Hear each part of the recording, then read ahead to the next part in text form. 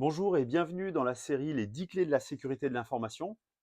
Après avoir exploré l'importance de bien identifier et gérer vos actifs, intéressons-nous aujourd'hui à la clé numéro 7 du livre de Claude Pinet, le processus de gestion des risques. Imaginez un instant que vous planifiez un long voyage en voiture. Avant de prendre la route, vous vérifiez l'état de votre véhicule, vous regardez la météo, vous prévoyez différents itinéraires et les éventuels dangers que vous pourriez rencontrer. Ces étapes constituent le processus d'analyse des risques. Alors qu'est-ce qu'un risque? Un risque, c'est l'effet de l'incertitude sur l'atteinte de vos objectifs. En d'autres termes, c'est tout ce qui pourrait potentiellement vous empêcher d'atteindre vos buts, qu'il s'agisse d'un gain manqué ou d'une perte subie. Dans le contexte de la sécurité de l'information, un risque naît de la combinaison d'une menace qui exploite une vulnérabilité sur l'un de vos actifs. Les menaces sont multiples et peuvent provenir de différentes sources.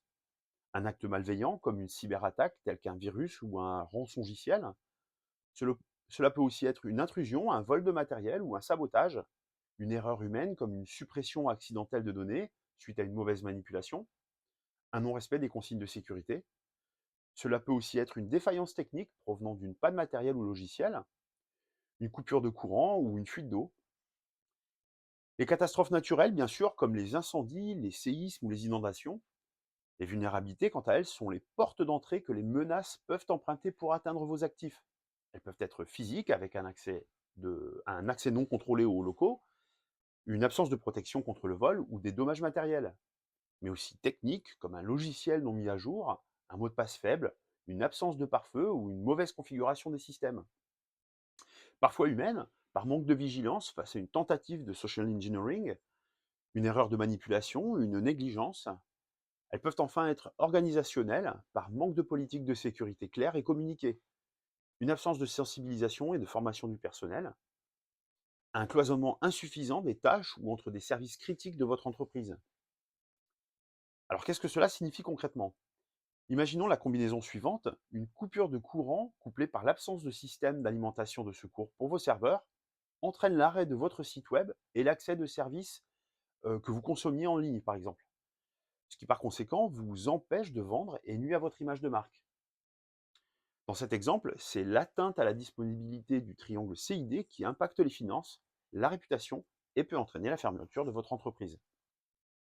Alors comment analyser et évaluer les risques? Il faut d'abord comprendre deux notions essentielles: la probabilité d'occurrence et l'impact potentiel. La probabilité d'occurrence, c'est la chance que cette menace se concrétise et exploite une vulnérabilité. On peut utiliser une échelle de probabilité de 1 à 10 pour quantifier cette dimension. L'impact potentiel, c'est quelles seraient les conséquences pour votre entreprise si ce risque se réalisait. L'impact est souvent évalué en termes financiers en tenant compte des critères de confidentialité, d'intégrité et de disponibilité. Alors pour cela, on utilise une matrice des risques qui combine la probabilité et l'impact pour déterminer la criticité et classer les risques par ordre de priorité. C'est à ce stade que l'on définit si un risque est acceptable. Une fois les risques prioritaires identifiés, vous devez décider de la manière de les traiter. Plusieurs options s'offrent à vous. Réduire les risques en mettant en place des mesures de sécurité pour diminuer la probabilité ou l'impact. Accepter le risque. Si le coût de la protection est supérieur au préjudice potentiel, alors une décision est à prendre en connaissance de cause. Éviter le risque en cessant l'activité ou en supprimant l'actif qui engendre le risque. Transférer le risque en souscrivant une assurance ou en déléguant une partie de vos services à un tiers. Il subsistera toujours un risque résiduel que vous devrez accepter. L'important, c'est d'en être informé. À noter toutefois que l'analyse des risques n'est pas un exercice ponctuel, mais c'est un processus continu. Votre entreprise change, de nouvelles vulnérabilités apparaissent, les menaces évoluent.